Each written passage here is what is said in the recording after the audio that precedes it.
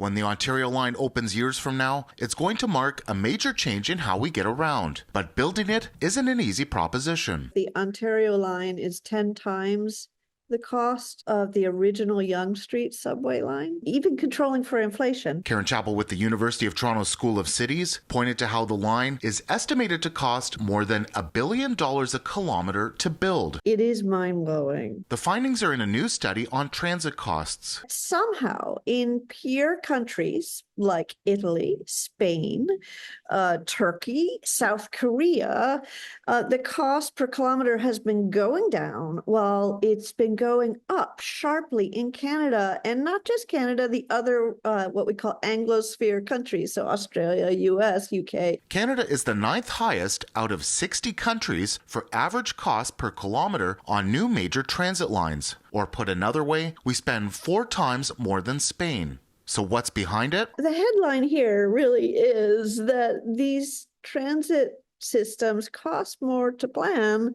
than they do to build. It's not the hard costs.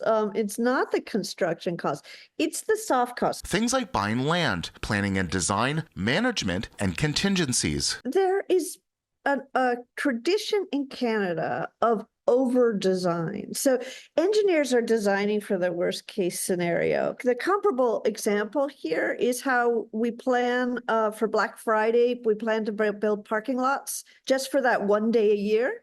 That's what they're doing with transit systems. She says 2 other factors are also at play. We're overly responsive to external stakeholders. So when you have a community complain, we tunnel deeper, and that adds to the cost. And the second is not having enough public engineers and other experts. There's sort of a lack of in-house capacity, in-house knowledge, and that's costing the country and our taxpayers a lot as we rely on professional consultants, and then we accept their cost escalations without really much critical thinking. We asked Metrolinx about the increasing costs of major projects, but we didn't hear back by our broadcast deadline. Meanwhile, Chappell says Canada needs to start incorporating techniques used overseas. We're too insular.